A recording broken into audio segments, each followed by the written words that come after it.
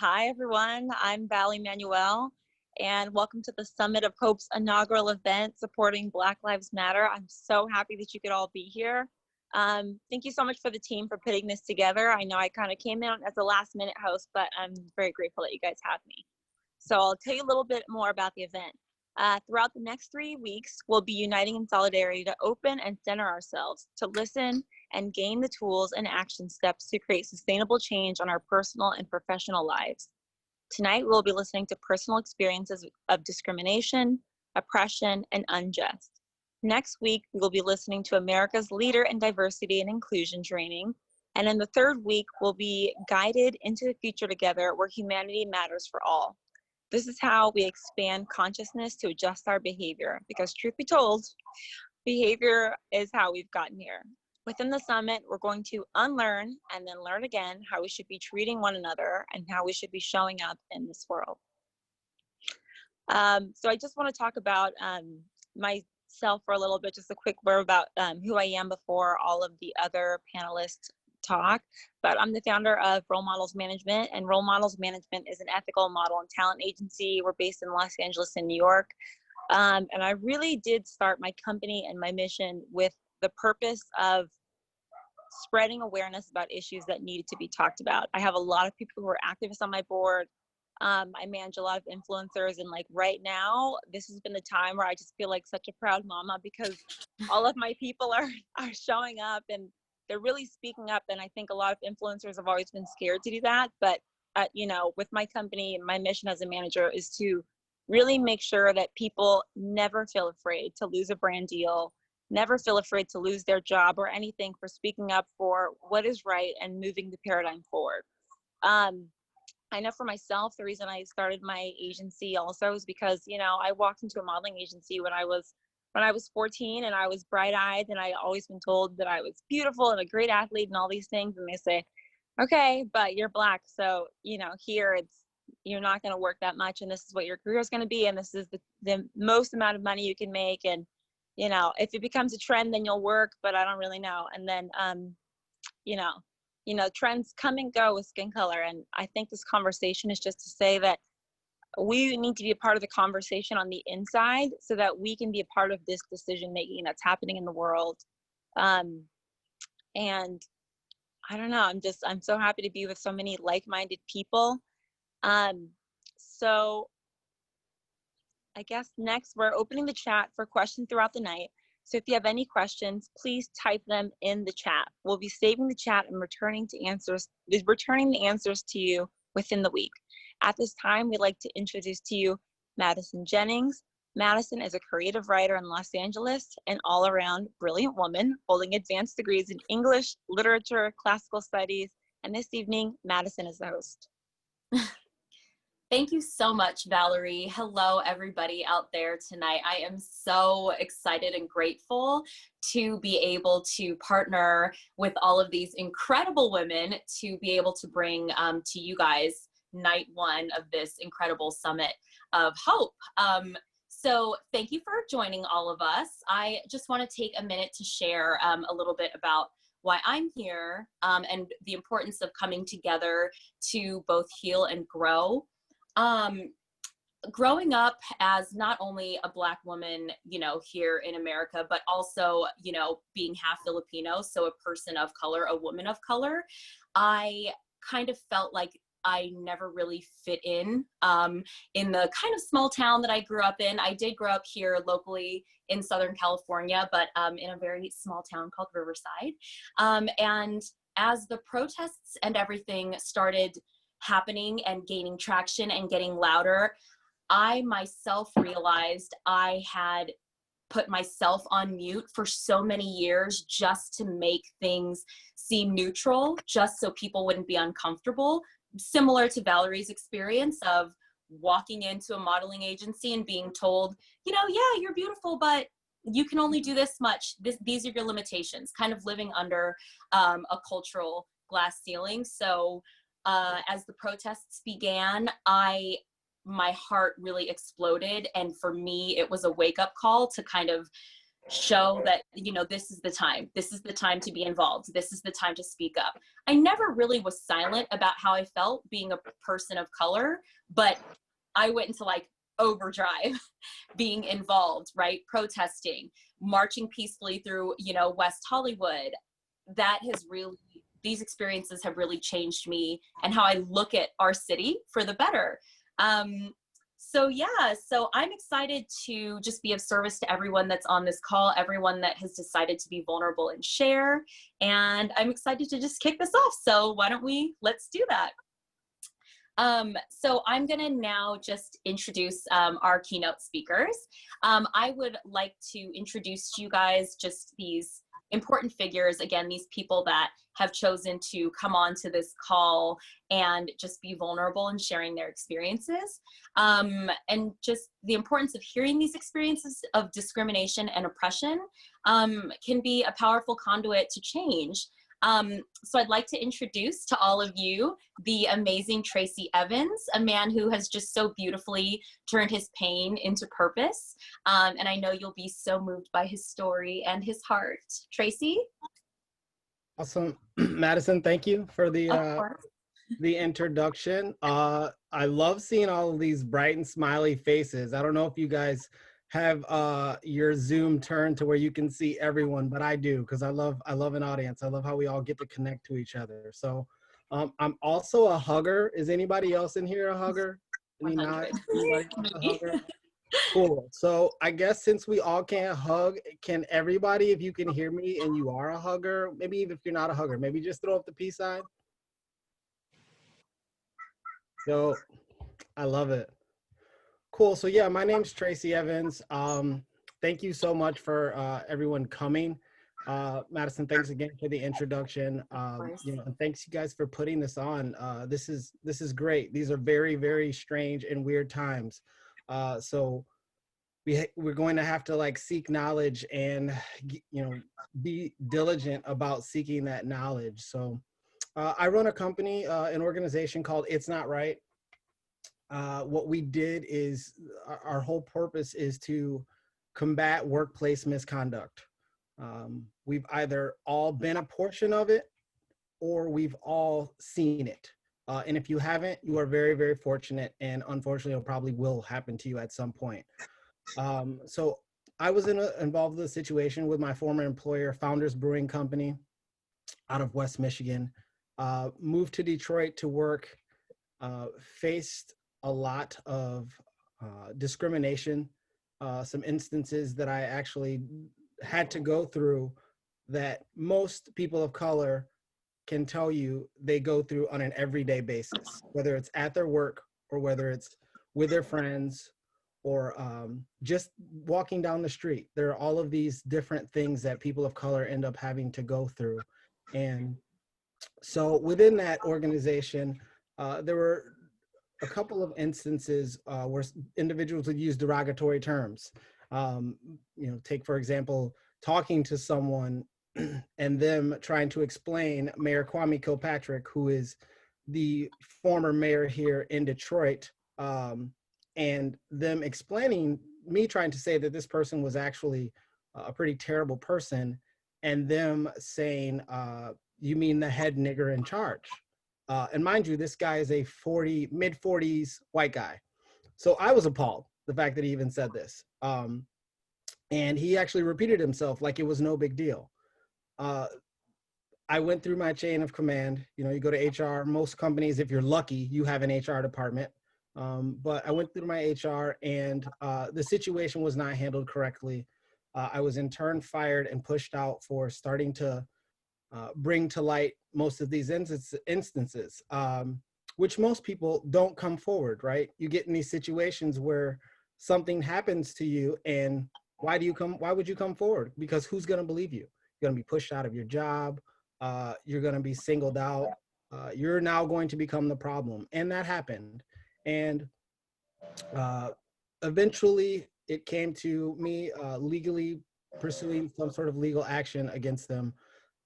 In December, November of last year, we settled out of court, but here I am now still being able to tell this story. One important thing for me was to not sign a non-disclosure so that this story can be told. Because so many of these times that these things happen to us, we don't get to tell the story. So we continue to move past it and continue as nothing ever happened. I think we're seeing a lot of that right now, where all of these instances, whether it's police brutality or any sort of racial discrimination, all of these things are catching up to us now. And versus addressing the subject and figuring out, hey, we're humans, how do we make this work? It ends up being these terrible situations. So, you know, fast forward to now, you know, Monica's a good friend of mine, and I recently went out to California and got to say hi to her. And she's been kind of, I guess, peeking in on what I've been doing. I've been peeking in on what she's doing. And this is a time that she wanted to raise some awareness and do what she could as a human. And of course, you know, we all help out our friends, right? When those situations come, and we generally have more leniency with our friends most of the time. But so here we are in these situations now. Fast forward to right now, our country, let alone, you know, the world, let alone our country, is in total chaos. Everyone is now really understanding the systemic oppression that has happened not only in America, but all over the world. So we all, I shouldn't say all, those of us that actually really do care and really do give a shit want to change and want to figure out how we can do that. And it's going to take time. Like I was having a conversation, you know, with Monica and a couple other people. And I've had this conversation a lot recently because as a person of color, it comes, as of recently, you get those situations where your friends are like, especially your white friends, what can I do? Help guide me. And it's not that that's a bad thing, but it's very emotionally heavy. There's a lot of emotional labor that goes into it. So I've said a lot lately for a lot of my white friends, you are going to take some L's. And if you don't know what L's are, they're losses. So take them, just take them and move on. Don't take it personal. Sometimes it's not about you. There's a lot of other stuff going on. You know, people have work and lives and COVID and kids and all of these things that they're trying to do. And now, you know, they have this whole racial tension thing. So it may not be about you. It may just be about the situation or, you know, how you approached it. And that's fine. You learn from the situation, you move forward, and you try to better yourself and everyone the best way that you can. I'm from West Michigan, and I grew up to a single parent Black mom.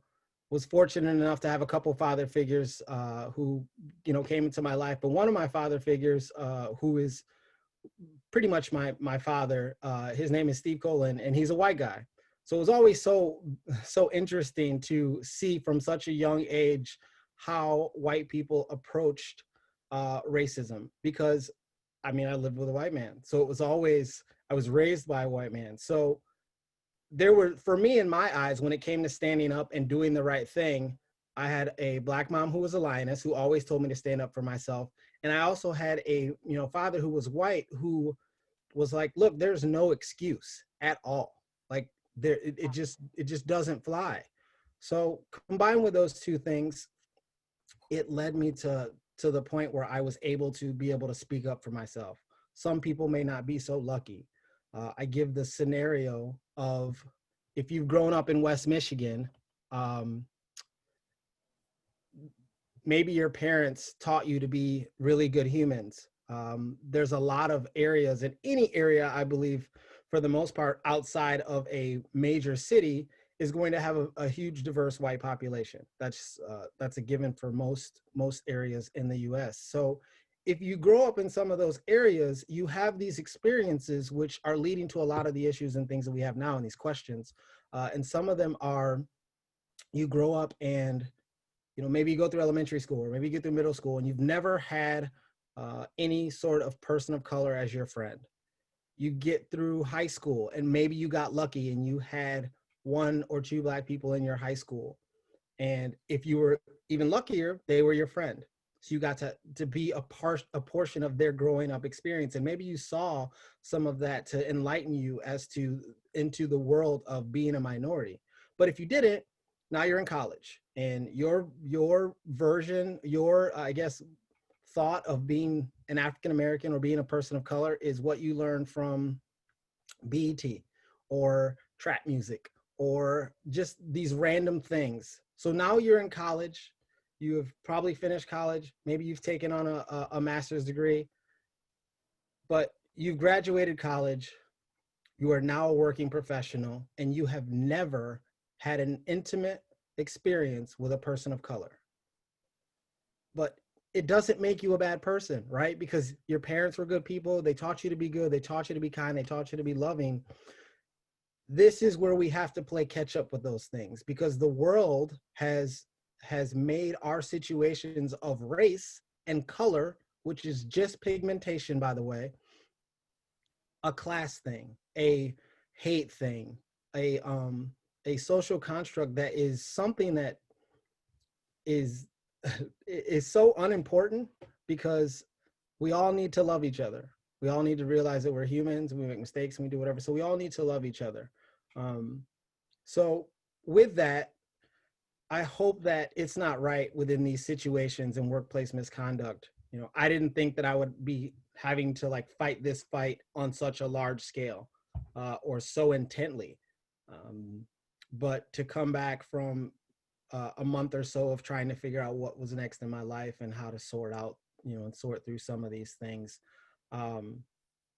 I came back and here we are in this fight. So a couple of the things I just wanted to say is when you feel powerless, know that you have a voice. To all of, you know, to everyone. Sometimes we get in these situations where we don't know, just know that you do have a voice. And like I said earlier to a lot of my white friends, I always say, take the L. You're gonna take it. It's gonna suck. Swallow the pill, let it happen, and just move on and move forward. You know, we saw with this, a lot of people had a lot of complaints and a lot of issues about it. But look, here we are. And someone, even if it's just one person, is gonna take something really, really dope home from this today. And that is worth it. To me, that is worth it. That's worth the time to prepare. That's worth the time to do this, the time to whatever, because hopefully we can start changing people's minds and we can really start to move forward and have these conversations and make everything be so much better, so much easier, so much more love, so much more kindness and patience with each other for some of the things that that we go through on an everyday basis. So I just want to kind of also end here on this note with today I actually took my motorcycle test and I got my motorcycle license here in Michigan officially. Yeah, so I will totally be riding a motorcycle. I hope that I can be safe doing that. But while I was there, this individual had he was picking up his tricycle also, which is, if you have a tricycle as a motorcycle, look, I'm not trying to cast any judgment, but I don't know, get two wheels, not three. So this individual had he had his bike fixed. He opened the back. He pulled out an American flag and stuck it on there, and he pulled out a Confederate flag and stuck it on the other side. I, on my bike during class, immediately turned around to address him and let him know that, like, in a very proper way, that he was the biggest piece of shit. Because that's how, especially in this time right now, that's even more bold of a statement, especially in this time right now, to really know that you are on the other side of that line and make sure everyone knows that you are on the other side of that line. We're going to face those challenges. Not everybody in the world is in these conversations right now having them. So do the work, stay diligent with the work. Like I said, it's gonna be tough. You're gonna take the L's, but just make sure you're diligent and be patient. It's been what, 3 weeks? Not even that. You find yourself extra tired, needing some extra coffee, a little extra ornery. It's gonna be a ride. So just stay with it and stay diligent, and hopefully we can come together and change some things, especially in November. If you're not registered to vote, get yourself out there and register to vote. Tell him, Tracy. Tell him. Yes.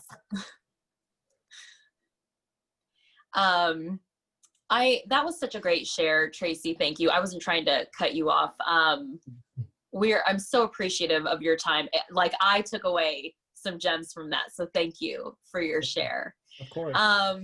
Man, everyone, I was so moved by that. And that was just Tracy, our first speaker. So I'd like to take a moment now to introduce our second keynote speaker, Tashanda Giles-Jones.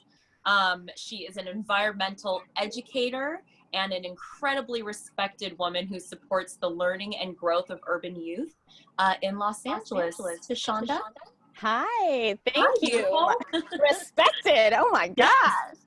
Thank you so much. That's so lovely. I'm very honored to be here, to have been asked to share this sacred space of listening and learning with you all.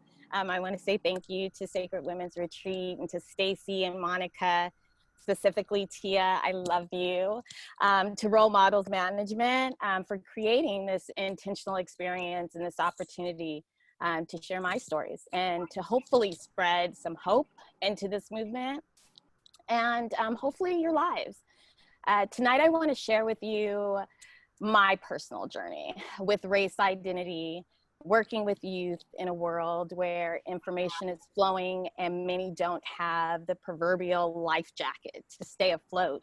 I want to share how nature, the environment, has not only been my foundation for understanding the world around me and almost everything around me, but also how it's become one of my most powerful tools in teaching.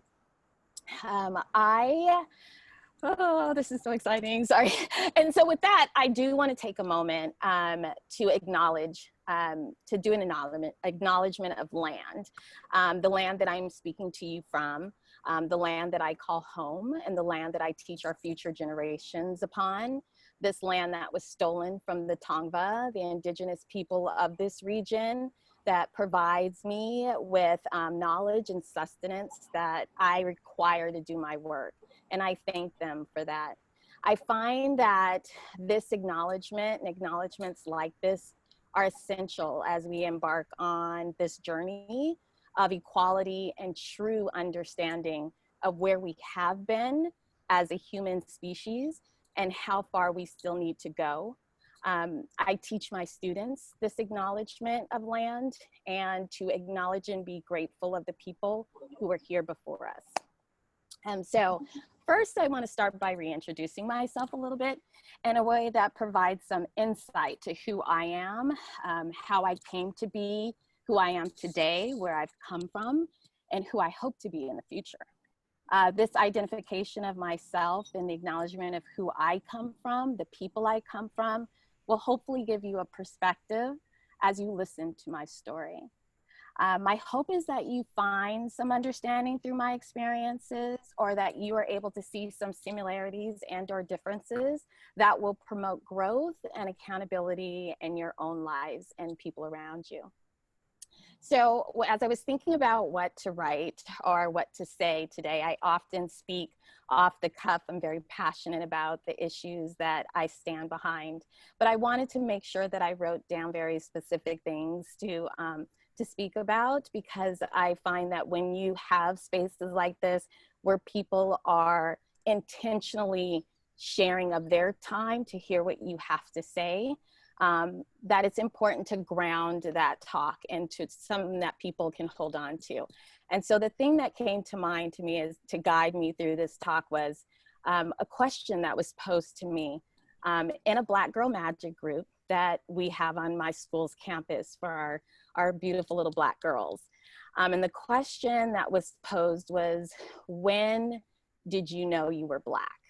And I thought that that was such a profound question, a question that had never really been asked of me, one that I never really took the time to think about, because you kind of feel like you've always known that you are what you are. But there are specific experiences in one's life that that you can pinpoint when realizations happened, right? So I want to pose that question to my fellow Black African-American people on the call today, to think about for yourself, when did you know you were Black? The answers that my students gave were so different from mine that it opened up a new world of thinking for me. So I'm hoping it kind of does that for you. So I was born to two idealistic teenagers in 1973 at Kings County Hospital in Brooklyn, New York. I was born a first-generation American from an immigrant mother who came to this country as a teenager and never became a full citizen. Therefore, today's Supreme Court decision on DACA holds true gratitude in my heart because immigration is a part of my story.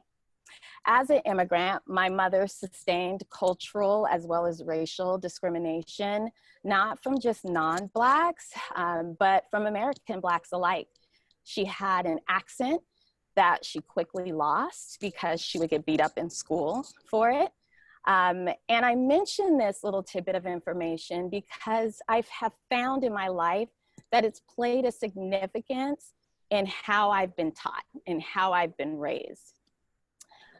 Soon after I was born, my father joined the Navy at 18. And by the time I was 3, we relocated from Brooklyn to Seattle, Washington.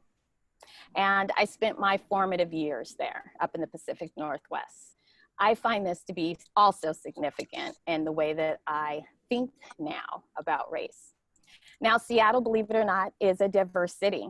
There are definitely more areas that are majority white, and I did find my early years in those places.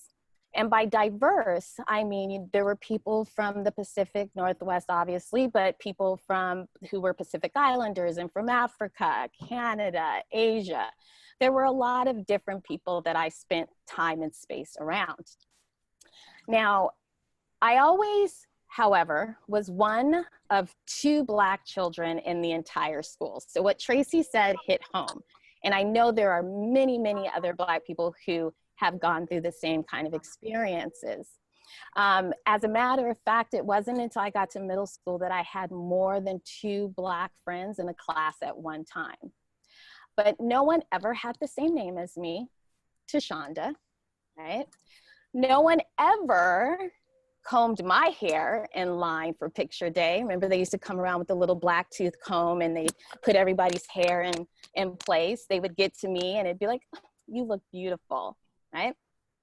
I found that I could never find the pre-populated name on the mugs and the t-shirts and the pencils and all that. I didn't see myself in television shows. As a matter of fact, books, my grandmother would make story time books with my name in it specifically so that I could see my name in print because I would not see it if I could buy it at the store. I was a very creative kid. And so even though I didn't see myself in visuals in magazines, on TV, mind you, this is 70s, early 80s, I, in my mind, always replaced everybody in my stories with people who looked like me. Unintentionally, I didn't even realize I did it. It's just that my mind always wanted to always see someone who looked like me. And so I did that for myself, right? I was an overachiever. I was that kid in the front of class that always raised their hands. So I got accolades on, you're a smart girl, you speak so well, but it was always with this diamond in the rough sort of way, right? Like you are the best of this, or you are different than the group.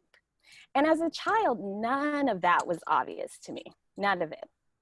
So I grew up with parents that didn't teach color. I grew up colorblind. But it wasn't until I moved to California that I really understood what that meant. I was proud to say that I was raised colorblind. I was proud that my family was always diverse, that my parents had friends from all over the world, being in the Navy, my father. They were young, they were idealistic. They had lots of young married friends with young children from all over, all colors.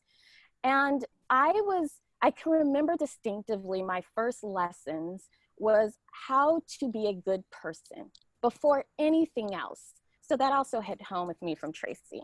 You were to be a good person before you identified as being Black, before I was identified as being a girl. I was taught that people lead with their hearts and that you were a good person and that you stood up for people who could not stand up for themselves and that your heart made the decisions on who your friends were. So my choice of friends wasn't based on their color or what they looked like. And because of that, if that was done to me, it went over my head because it wasn't something that was in the forefront for me. Now, of course, I realized that my friends were blonde and green-eyed and blue-eyed and didn't have the same skin tone as me. I understood that, but I also started to understand that that mayo and egg conditioner that you put in your hair at slumber parties didn't wash out as easily in my hair as it washed out in their hair, right?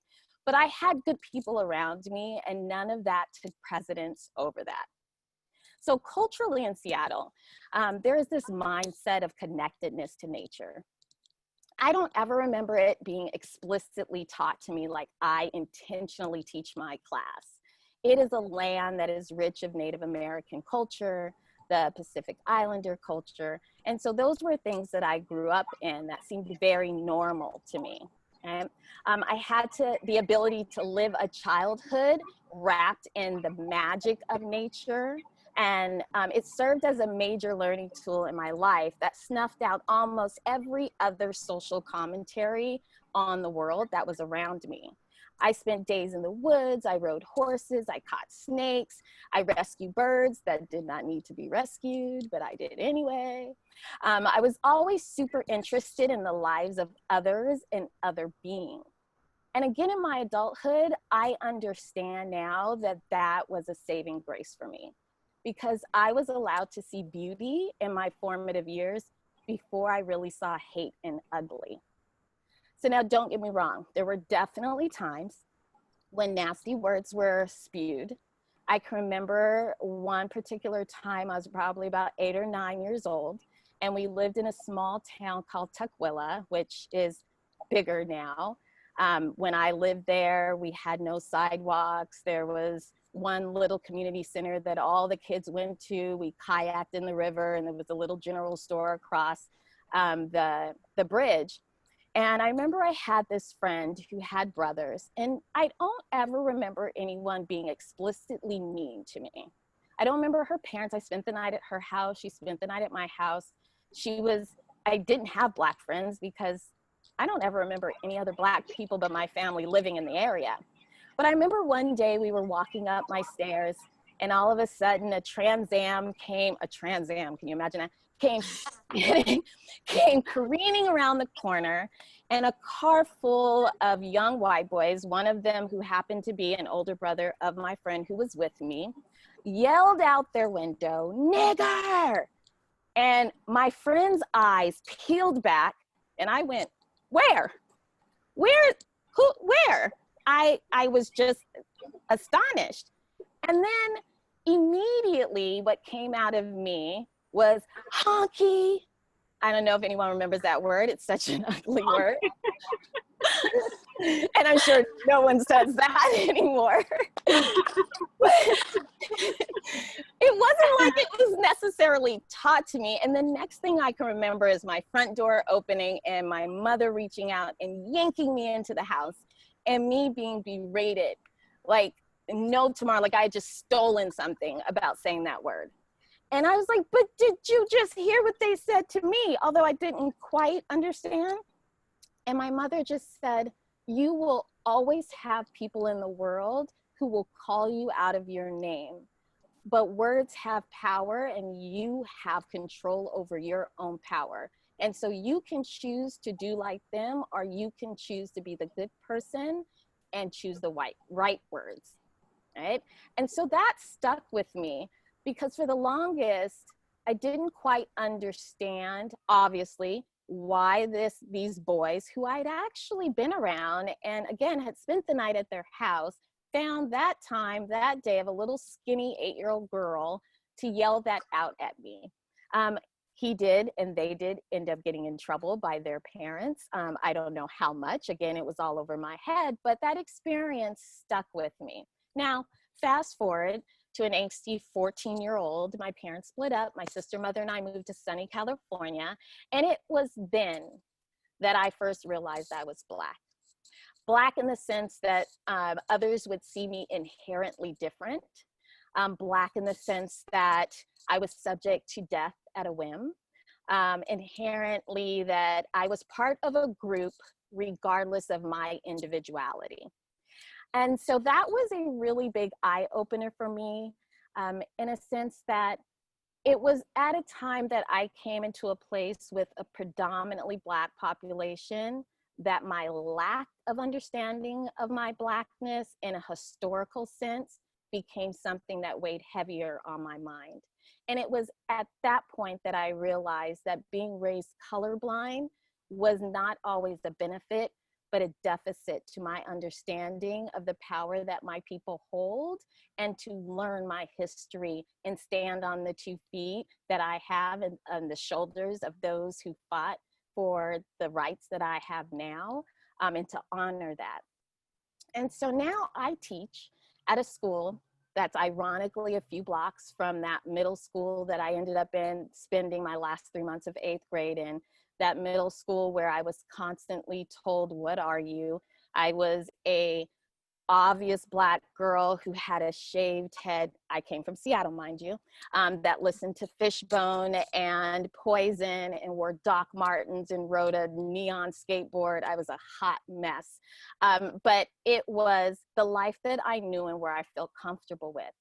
Also realized this is a space now that I'm in where nature was essentially plucked out of my life. There was no more woods in my backyard, no more birds who didn't need to be rescued being rescued.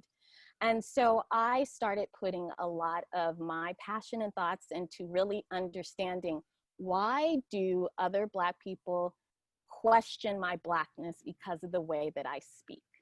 Why is it that because I didn't know what K-Day was, that it made me less Black? And so it wasn't until I went to college that I just dived into African American history and learned all of the things that as I became an adult, wished that were things that my parents had taught me when I was much younger, but not wish in a way that I feel like I lost something, because again, I got to see beauty before I got to see ugly. And so now as a teacher, when I talk about what's going on with our world today with our students, I teach in a predominantly minority community. I teach in Inglewood, California. 100% of our students are minority. And I find a heavy responsibility to show my Black babies that this also is what Black looks like, to show them and to breathe Blackness into them so that they feel strong within themselves and don't feel like that they need to live up to a stereotype. We have been working really hard on diversifying just our minority population with our students. I've sat on our equity committee at our school where we have been looking at the disparaged differences in academic outcomes and experiences between our Latin population of students and our Black babies. And there is a huge, across the nation, a huge rift, right? And so not only with that, we were really trying to balance the scales of how many people were in our schools so that our Black babies weren't only one of two, and that our Latin babies had access to other cultures. And so this year we were successful in getting a good group of students who came into our school. And there was one experience I had with a group of our young Black girls who were all 6th graders. And I am the environmental teacher. I run the gardens. And so there are a set of students who come out to the garden during breaks and everything and kind of hang out with me or hang out with the teachers who are doing their supervising there. And there were a group who had came out maybe a couple of months into school who came over like a beehive, over to my area. And, they came over, "So you're Miss Tashanda, right?" With all the attitude. And I was like, "Yes, I am," with my garden hat. And they just started questioning me and questioning the look that they had, because I am also the teacher that my own children say I dress like Mrs. Frizzle, I think it's from the Magic School Bus. I take it, I like it. And so they look at me as if like, you're a little different. I don't have the shaved head anymore, but I do wear Doc Martens still. But then as they, I kept telling them, "Come back, come talk to me, come be with me." I heard one of them say to the other one, "You can't take a picture of me like that. You know I'm too dark for that." And my heart crumbled because I was a lucky one that was raised in a house, even though I was raised in a predominantly white community. I was also raised in a household where my family, not just my immediate family, but my whole family made sure they breathed beauty into me and told me that my skin was beautiful. So to hear these children denounce themselves and laugh about it made the mama bear in me come out. And so every time I speak into them, I try to speak power into them. And so with what's going on in today's world, I think the biggest thing that I try to get them to understand for themselves is when they are speaking to others who are not like them, when they are speaking to those who are like them, that they have to find a place where they try to understand someone else before they are tried to be understood. And that means when you come into a space like we are now, where my fellow white friends are trying to understand the level of anxiety that we as Black people live every single day, the level of trauma that we have carried in our blood for 400 years. When we are trying to express the anxiety hum that lives here from the moment we are born, I don't want my babies to carry that weight into their future, but I want them to understand it. And I want them to also understand that there are people who are born in this world who never have a hum of anxiety here. They're never going to have that because they don't have the 400 years of oppression that we have. And I also try to teach them all the time. This was something that I heard a while ago, that we must remember that we are souls that occupy a body. We are not bodies with souls. And with that, if you seek someone's soul, then you are able to see that person before you see their body. And that sounds very easy to say, but it is a start. We are dealing with wicked issues, and with wicked issues, you need wicked solutions, which means everybody and everything that we have has to come to the table. And so I hope that what I shared allowed you to see something in your experiences, or to be able to reach out to someone to understand their experiences before you are tried to be understood. I believe that we all, as a human being, I see everything through an eco lens. I'm an environmental teacher, but I do believe that what a friend of mine told me is that we are all born with the intrinsic know-how and knowledge of to be good people and to love each other as a species.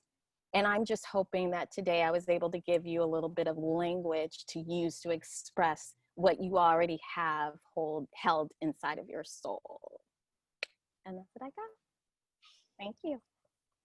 Tashanda, that was such a beautiful share. I can't explain to you, oh my gosh, like how much even I personally just felt I could relate to you. So thank you for and you were so vulnerable. That was a really beautiful share. Thank you. Thank you. Thank you so much. Actually, with that, I want to throw a question Tracy's way, really quick. Tracy, just really quick, how should people approach racism when they see it happening in front of them? Like, what does one say, Tracy? Like, what do you think of that? The best, I guess, Tashanda was just saying, your words have power, right? So we know that. We know when we speak things, our words actually have power. So find the best words to say in those situations. And how you do that is, does anyone ever remember like when you would like crack jokes on each other, different friends, and there was always the friend who had like the best jokes or the best cracks? Those were the best because they were either funniest or they were the most informative. So learn, listen, gain knowledge. Whenever you have a conversation with someone, whether it's about what you're doing, whether it's your job or your kids or life or teaching or making drinks or anything, you have so much more of a response from those humans when you can actually talk about factual, knowledge-based things. So the best rebuttal is knowledge. You know, obviously throw some love and passion in there, but the best rebuttal is always knowledge. If people can't always understand your heart, so it's going to take you sometimes just speaking some of those things, and then your heart will come out. But make sure that you practice some of these things and start to learn some of these things, so that when it does come time in those situations to actually battle discriminatory practices or racism, you have a whole wealth of knowledge to go and know these things to say, and you feel comfortable saying them. No one wants to say something that you don't feel comfortable, saying. How do you know if it's true or not, or whatever? But so inform yourself and build a good knowledge base, so that way when you do confront people in these situations, you have some good ammunition for them. That's powerful, Tracy. Thank you. That was a very informative answer. Thank you. Yeah. Just before we move on, I have a short share, my own share, which at first, before I got into contact with Monica, before my dear friend Angela actually put us in contact, I was kind of at the height of my emotions, with the protests beginning, with the news ramping up, with everything that was happening in the world. And I was kind of in a place where I didn't know if I wanted to be a part of sharing anything, in case, this is what I would say to myself, in case there were other voices that had experienced, a more important, in my mind, a more important experience, that could be shared during this time, during this conversation. And I had to sit back and ask myself, Tashanda said something that really turned me on to this. I had to sit back and ask myself, why do I make my experience so much less important than somebody else's experience that may be looking for a way to heal or express themselves, but maybe feel like they can't, right, speak to that. And so I kind of molded over before I finally said yes, which allowed me to be here and joining this incredible forum of speakers. So for me, I want to share a little bit about my family, actually, because that's, I wouldn't be who I am today without their experiences and struggles. So I identify pretty closely with both sides of my family, both as a Black person and also as a Filipino person. So I'm very close to both sides of my family. And similar to Tashanda, my parents raised us in a household that, they were and are today still 40 years married and in love, very progressive parents, but also very vigilant. They wanted to protect us from both their, negative experiences growing up as people of color. And so because of that, we grew up in a household where our dad didn't let us use slang. He always corrected us when we spoke. Obviously, no cussing was allowed. And, my parents were strict, but they were loving. And I never would understand when I was a child. I never would understand when we would go out into public, people would say to my dad, which now today I would slap somebody because you're not giving us a compliment. But at the time I didn't know. And my parents were very good with people, right? They were always respectful with people. They allowed people to just be who they were and met them where they are at, which is an area that I continue to work on within myself. But we would go out and people would make comments like to my dad, like, oh, you speak so well. Where are you from? Were you in the military? Things that, and these usually, were white people. And my dad, even in our home, he never called a white person, right? He would call a white person a Caucasian person. He went above and beyond, still does to this day, to make sure that nobody ever feels uncomfortable around him. And again, bringing back to Shanda's experience, growing up in a colorblind household, right? My parents, you know, they never made any comments to us like, you know, which is actually very typical if you're Asian. My mom never made any comments to us like, oh, you're so dark, oh, your nose, oh, you're this, which is very, very common actually in all Asian cultures, but especially if you're from the South Pacific.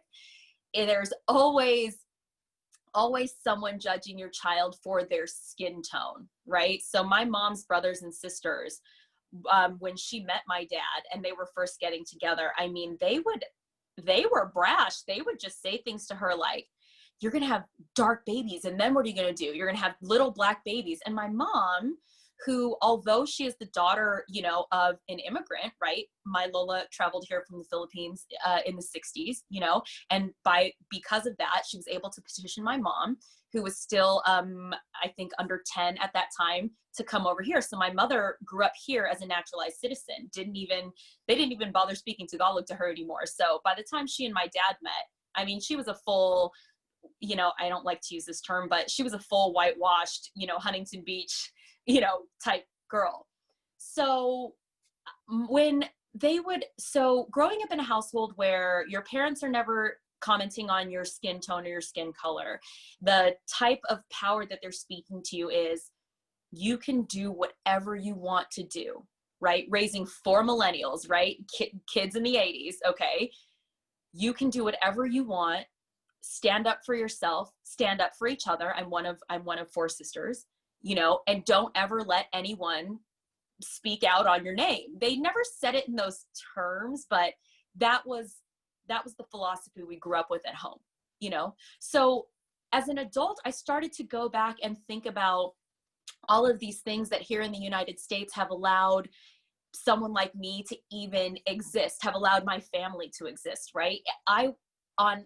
Every year, I would always make a comment about Loving versus Virginia, Loving Day, and how 57, 58 years ago, it would have been illegal for my parents to marry my father, an African-American man, born and raised his whole life in Compton, okay? And my mother, you know, daughter of a Filipino immigrant, you know, born and raised, or raised her whole life, you know, in Orange County. They wouldn't have been able to marry. And as it was in our family, my mother's, you know, brothers and sisters really criticized her and were against, you know, well, why, you know, him, you couldn't find a different man. My aunt actually said this to my mom, and my mom said to her, right, and my mom's the youngest, my mom said to her, what do you mean? You mean a white man? Because that's what you would do? Because again, learning about anti-Blackness in Asian communities in the South Pacific, the mindset is, and it's so deeply ingrained, like, I notice my aunts and uncles will say things and they don't think there's anything wrong with it, right? Like is problematic. And my cousins, they'll teach them, because, you know, we're all born and raised here. My cousins will be like, you can't say that. That's not right. Or you should not say that, you know? So my mom would say, you know, pushed against what was typical, right? Well, I'm not looking for a, you know, white man as a way to elevate what you think is your class status, right? Tracy, you actually said something really important. Colorism in America, and honestly, probably globally, attributes something to this invisible line of class. And it's a real thing, and it's a real problem.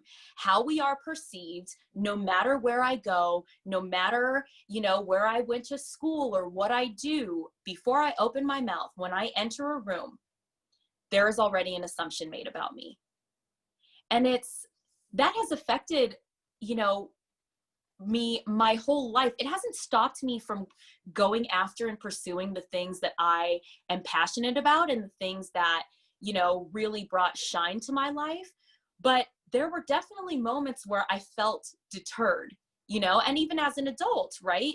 You're pursuing your career, you're doing well, you're shining, you're doing things that make you feel amazing. Just as Tashanda said, you have a moment where you go into, you know, an expensive gym or an expensive building or a, you know, luxury store because you feel like it and you can, and somebody in there who could even be your same age, somebody in there thinks, why are you here? Or what can I help you with?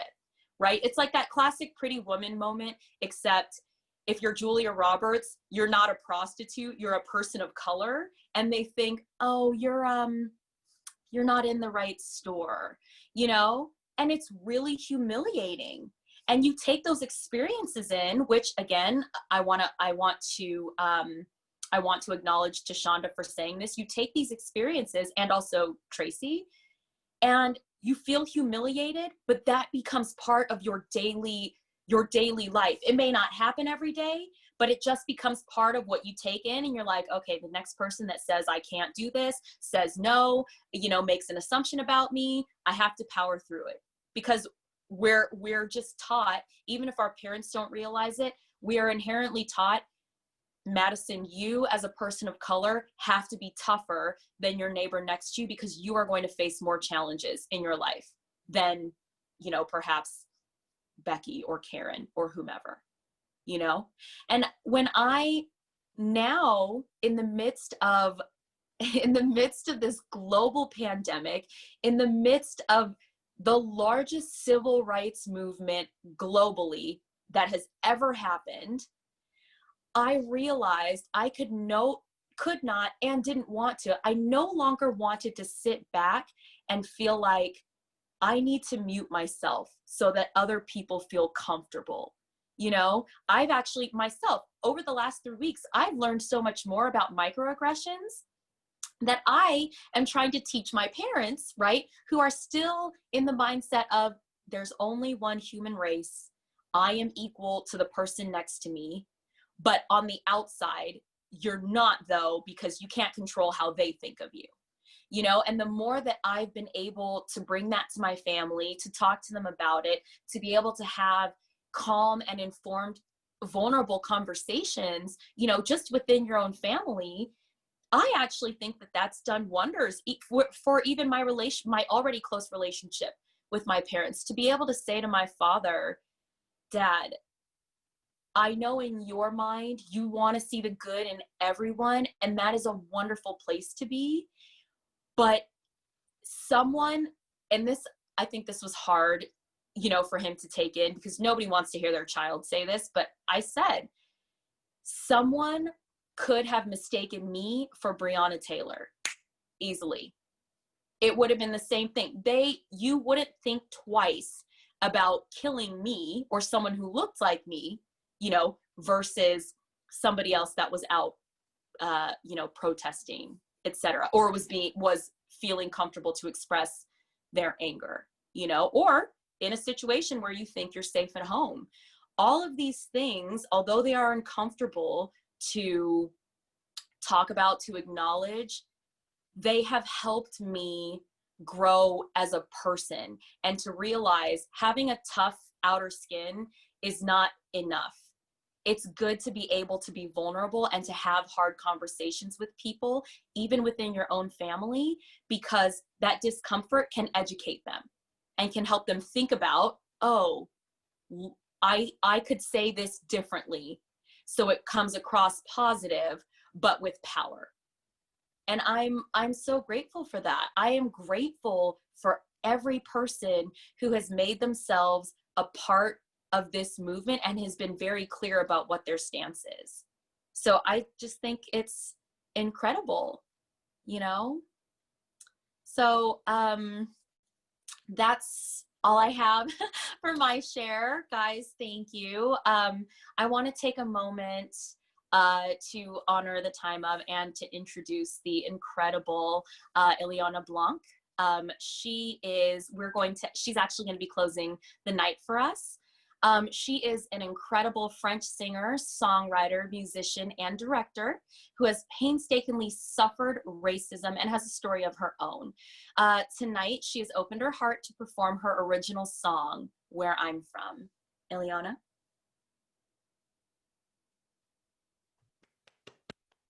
Oop. Whenever you're ready.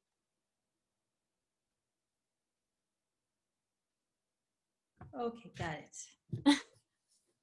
There she is, the beautiful LIONA.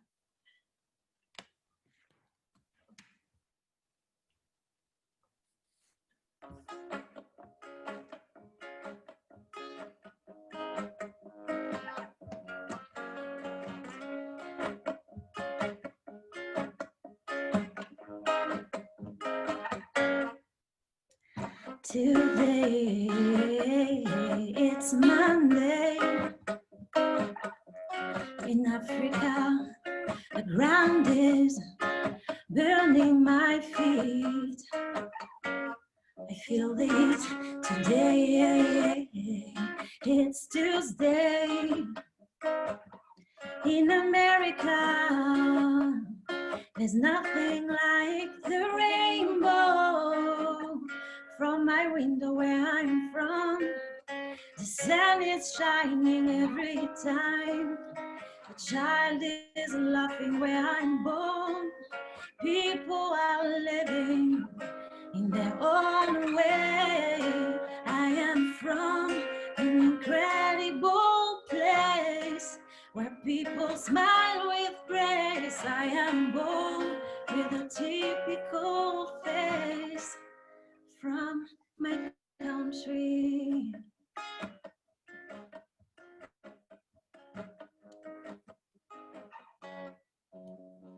Today, it's Wednesday.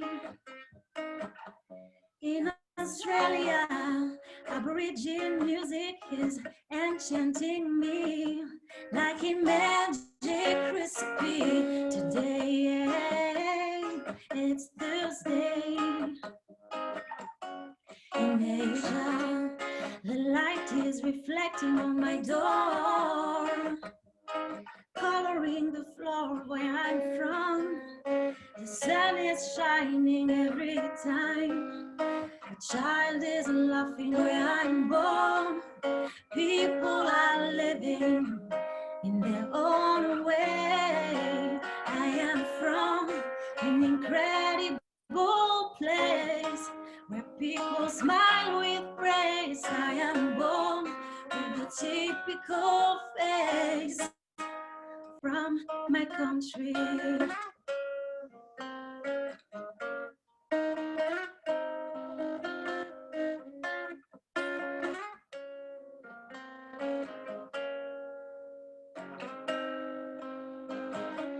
Ancestries have many stories.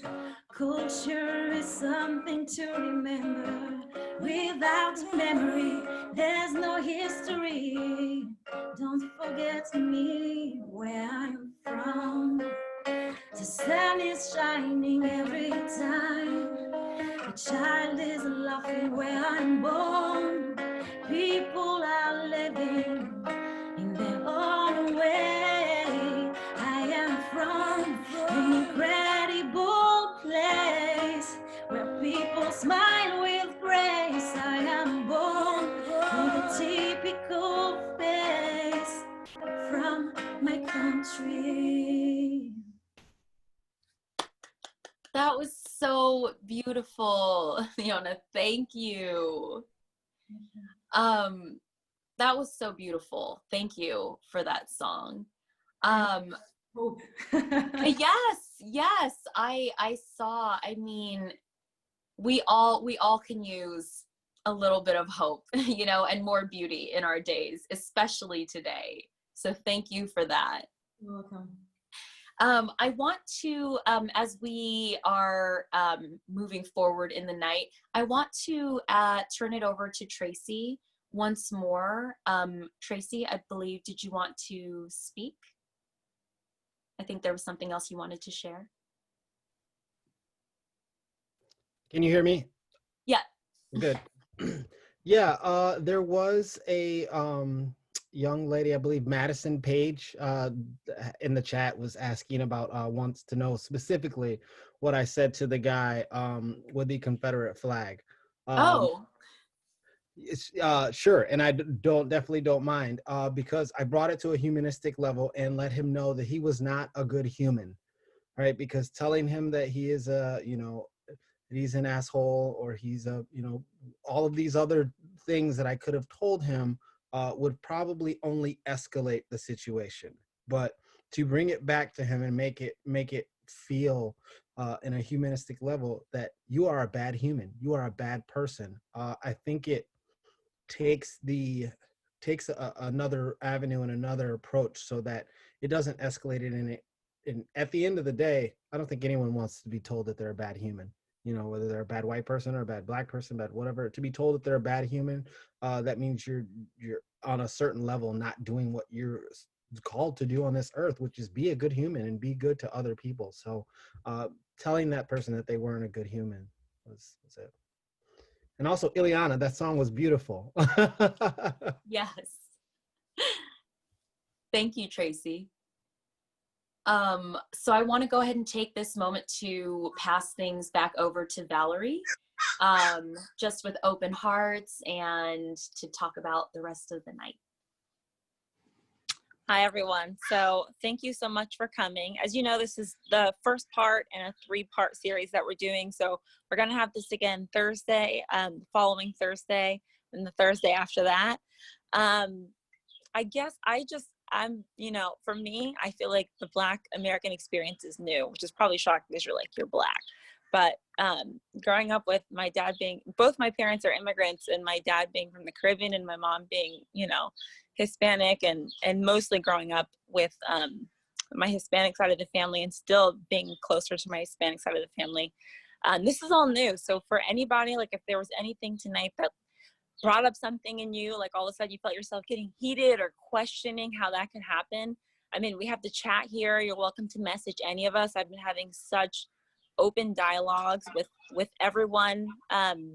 All of my friends who are like, why am I triggered by this, or why am I triggered by that? I think that we can open up really interesting conversations. So I just want to remind you guys that, like, I know that there's been a lot of fighting and everything going on Instagram and the comments, but there are still people who are open to have conversations. Even if you think your questions might be stupid, they're not. So please continue to ask your questions. Let's see. And yeah, are there any more questions for us to answer in the chat? Or, because if there are not, Monica and Stacy, let me know what the next what the next action is before we sign off. Sorry. So we've raised $560 for Grassroots Law Project. Amazing. Yes. So thank you everyone for donating. Amazing. We're so honored. Thank you.